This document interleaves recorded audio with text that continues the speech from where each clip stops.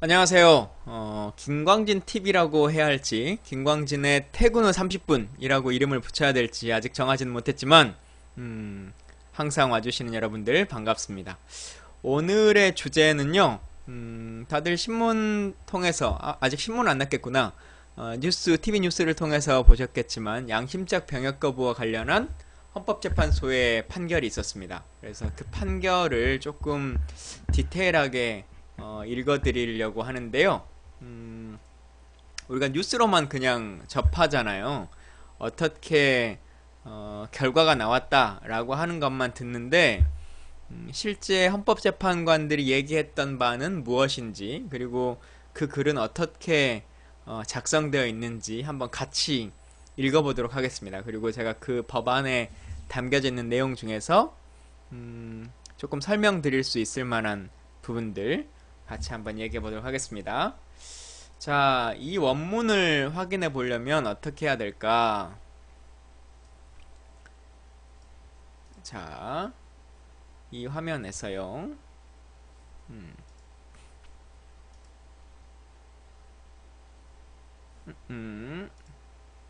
아이고.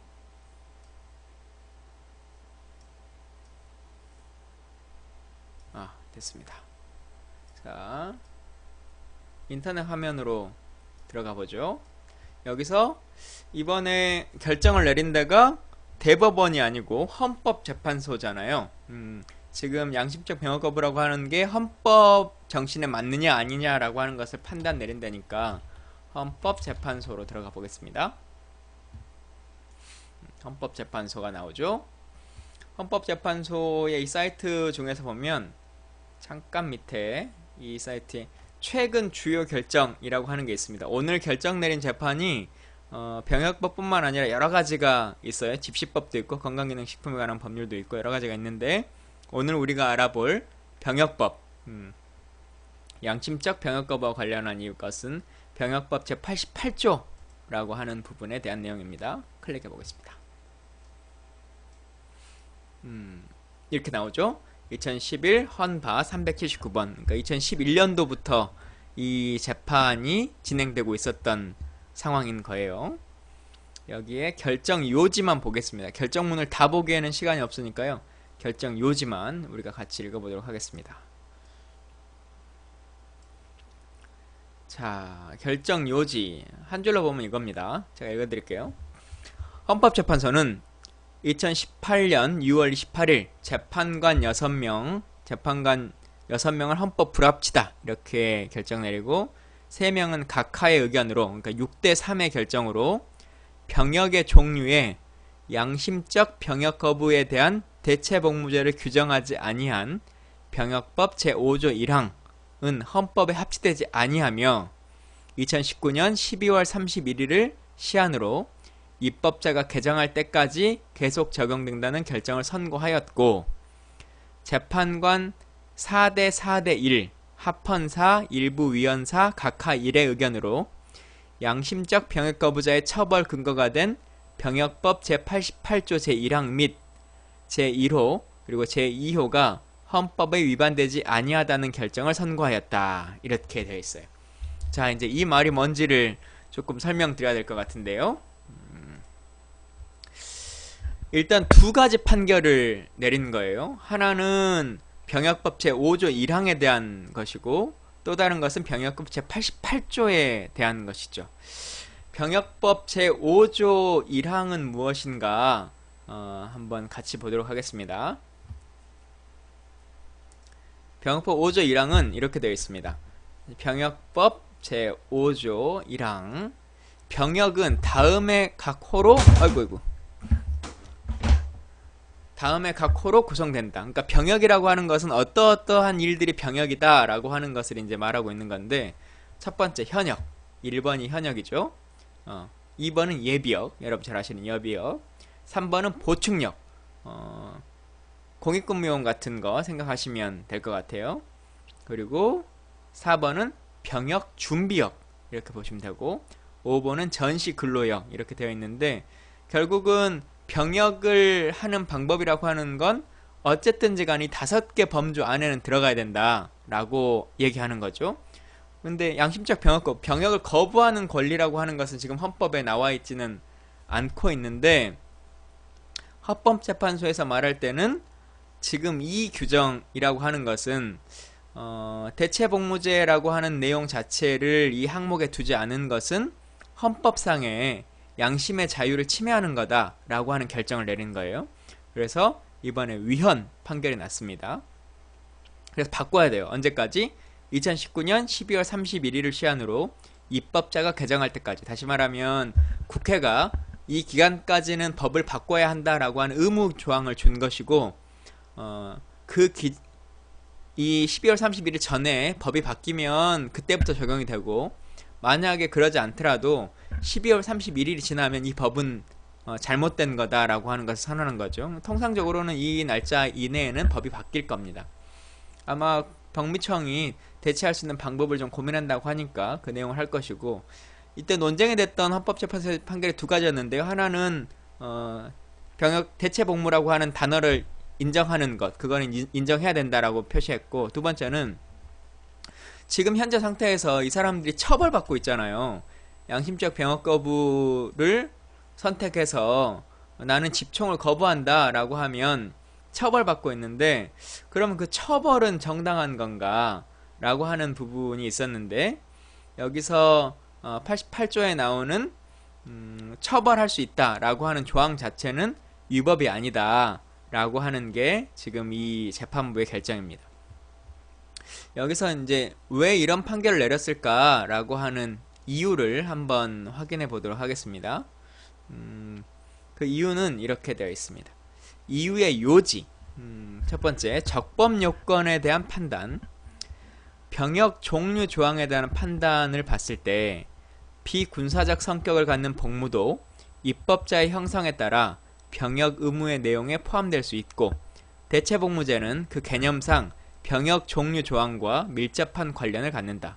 따라서 청구인들은 입법자가, 그러니까 국회가 병역의 종류에 관하여 병역 종류 조항에 입법은 하였으나 그 내용이 대체복무제를 포함하지 아니하며 불충분하다는 부진정 입법 부작위를 다투는 것이라고 봄이 상당하다.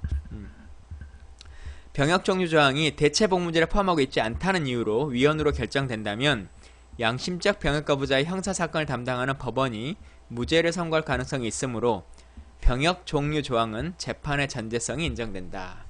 이렇게 이제 설명이 됐고요. 여기서 우리가 좀 공부해봐야 될 건 이런 것 같아요. 말 중에 이런 게 있어요. 양심적 병역 거부라고 하는 단어를 쓰니까, 아니 그러면 대부분의 99%의 국민들은 군 복무를 하는데, 그럼 군 복무를 하는 사람은 비양심적인 거냐, 이런 주장을 하시는 분들도 있는데요. 헌법재판소는 뭐라고 명시를 했냐면 그 설명을 해놨어요. 양심적 병역 거부라는 것을 어떻게 판단할 거냐, 그 의미, 이렇게 돼 있죠. 양심적 병역 거부는 양심에 따른 병역 거부를 가리키는 것일 뿐 병역 거부가 도덕적이고 정당하다는 의미는 아니다. 따라서 양심적 병역 거부라는 용어를 사용한다고 하여 병역 의무를 이행하는 것이 비양심적이 된다거나 병역을 이행하는 병역 의무자들과 병역 의무 이행이 국민의 순간 의무라고 생각하는 대다수 국민들이 비양심적인 사람들이 되는 것은 결코 아니다. 이렇게 설명했고, 현재 이 상태에서 제한되는 그 기본권이라고 하는 것을 고려해 보자면 병역 종류 조항에 대해 아까 말한 5개 조항이 있잖아요. 병역을 할 수 있는 방법 5가지. 거기에 대체복무제라고 하는 것이 마련되지 아니한 상황에서 양심적 병역 거부자들이 현재 대법원 판례에 따라 처벌 조항에 의하여 형벌을 부과받음으로써 양심에 반하는 행동을 강요받고 있으므로 이 사건 법률 조항은 양심의 자유를 제한한다. 그러니까 헌법재판소는 어떤 일을 하죠?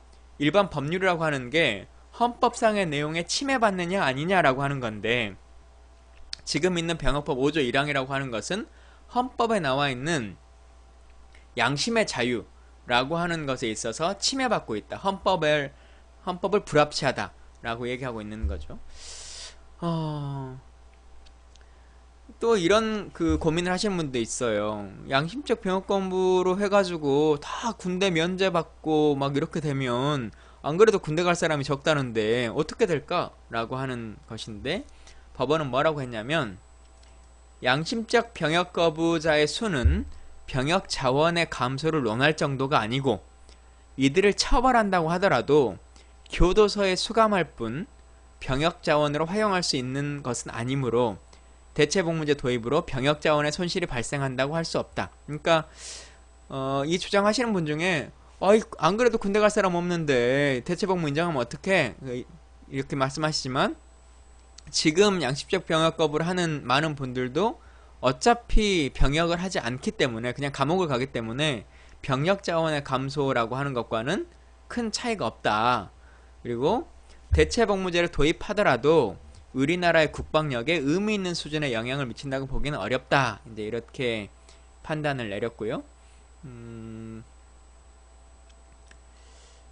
자, 최종적인 결론으로 한번 보겠습니다. 소결, 그러니까 뒤에 완전 결론이 나오겠지만 일반적인 그 작은 결정문으로 보면, 양심적 병역 거부자에 대한 대체복무제를 규정하지 아니한 병역 종류 조항은 과잉 금지 원칙에 위배하며 양심적 병역 거부자의 양심의 자유를 침해한다. 헌법재판소는 2004년 입법자에 대하여 국가안보라는 공익의 실현을 확보하면서 병역 거부자의 양심을 보호할 수 있는 대안이 있는지 검토할 것을 권고하였는데, 이미 2004년도에 권고를 했는데 그로부터 14년이 경과하도록 이에 관한 입법적 진전이 이루어지지 못하였다. 그 사이 국가인권위원회, 국방부, 법무부, 국회 등 국가기관에서 대체복무제 도입을 검토하거나 그 도입을 권고하였으며, 법원에서도 최근 하급심에서 양심적 병역 거부에 대한 무죄 판결을 선고하는 사례가 증가하고 있다. 이러한 모든 사정을 감안해 볼 때 국가는 이 문제 해결을 더 이상 미룰 수 없으며 대체복무제를 도입함으로써 병역 종류 조항으로 인한 기본권 침해 상황을 제거할 의무가 있다. 다수결을 기본으로 하는 민주주의 의사결정 구조에서 다수와 달리 생각하는 이른바 소수자들의 소리에 귀를 기울이고 이를 반영하는 것은 관용과 다원성을 핵심으로 하는 민주주의의 참된 정신을 실현하는 길이 될 것이다. 법원이 최종적인 결론을 다 정리해서 말씀해 준 것 같아요. 결국은 이것이 양심적 병역 거부라고 말하는 것은, 이 상황은 헌법상의 양심의 자유를 침해하고 있는 것이다. 두 번째는 이런다고 해도 국가 안보에 큰 차이가 우려가 생기거나 하지는 않을 것이다. 그리고 이미 오래전부터 이것에 대한 대안을 마련하라고 얘기를 했는데 되지 않았으니 헌법재판소가 직권으로 결정을 하는 것이다. 민주주의라고 하는 것은 소수자의 다양한 목소리를 관용을 베풀면서 푸는 것이다. 이제 이런 이야기죠. 이렇게 정리가 되면 좀 될 것 같아요. 그리고 말이 나왔으니까 하나 제가 설명드려야 될 게, 여러분들 월드컵 끝나고 나서 우리 선수들 병역 면제시켜달라 이런 얘기들 많이 했잖아요. 병역 면제. 근데 실제 이분들은 병역을 면제받지 않아요. 그러니까 월드컵에서 만약에 우승을 하더라도, 이후에 아시안게임에서 우승을 하더라도 병역 면제가 되는 건 아니고 병역을 득합니다. 아까 문제됐었던 병역법 5조 라고 하는 거에 보면 이게 나와있죠. 보충력으로 병을 복무를 하는 건데, 여기에 보면 예술채용요원이라고 하는 게 있잖아요. 그래서 예술채용요원으로서 그 역할을 해서 복무를 다 마치는 사람입니다. 그렇기 때문에 만약에 아시안게임이나 아니면 금메달, 올림픽에서 금메달 따고 하는 분들에게 너 병역 면제받았지 채용요원으로? 라고 말하면 안 돼요. 이분들은 병역을 다 필요한 분들입니다. 자, 양심적 병역 거부와 관련해서 혹시 궁금하시거나 이런 것들은 좀 어떤가 라고 하는 궁금증이 있으시면 말씀 주시면 제가 아는 범주 안에서 좀 답을 드려볼게요. 여포강림 교주님께서 여호와의 증인 비판적으로 좀 바라보는데 주의에 좀 있다 이런 말씀도 하셨는데, 양심적 병역 거부를 다 종교적 신념만으로 확답할 수는 없고, 특히나 그 종교라고 하는 게 여호와 증인이라고 하는 것만으로 모두 단정 지을 수는 없어요. 요즘은 다른 이유로도 거부하시는 분들이 많이 있기 때문에 물론 이제 다수가 여호와 증인 분들이 차지하는 것은 사실입니다만 그것만 있는 것은 아니다. 이렇게 좀 알아주시면 좋을 것 같고, 아름드리 천사님이 모병제는 안 되나요? 말씀하셨는데요. 사실 뭐 모병제는 진행하면 진행할 수 있는 얘기긴 한데 지금 이 논쟁과는 조금 거리감이 있는 상황인 것 같고, 제가 다음번에 모병제라고 하는 것, 모병제와 징병제의 차이라고 하는 건 따로 한 꼭지를 해서 말씀드려보도록 하겠습니다. 얌바스테님께서 해야 되는 것을 안 하는 걸 양심이라고 하는데 하면 안 되는 걸 하는 건 뭐라고 하죠? 법률 용어로 갑자기 기억이 안 나서. 해야 되는 것을 안 하는 걸 양심이라고 한다. 그걸 양심이라고 하나요? 해야 되는 걸 안 하는 걸 양심이라고 한다. 뭐 하여튼 어떤 의미신지는 알겠는데 그걸 양심이라고 하나 모르겠다. 예. 자, 구은목님, 법안으로 제도가 바뀌는 부분인가? 예, 그렇습니다.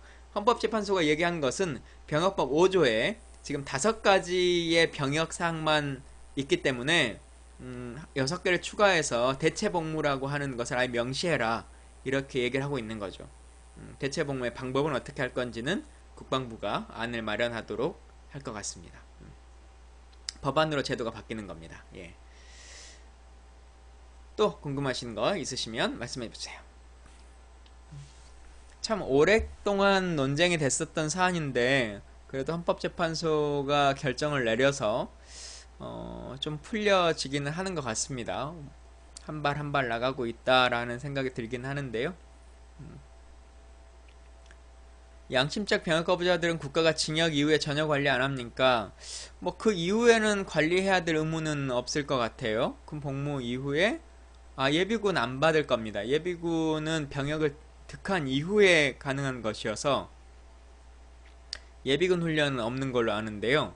민방위는 하는지 안 하는지 제가 모르겠네요. 민방위는 모르겠어요. 민방위는 국방부 관할이 아니고 안전행정부에서 관할하는 거여서 이거는 집총이나 이런 것과는 상관이 없는 상황이니까 아마 할 수 있지 않을까요?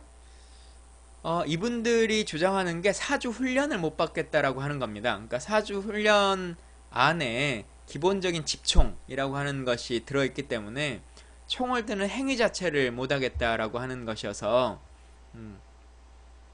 아예 사주 훈련 자체를 거부하는 거죠. 네. 그래서 바로 이제 감옥으로 가는 겁니다. 재판 결과. 그래서 말씀하신 것처럼 일본말로 써져 있어서 제가 아이디를 못 읽겠는데요.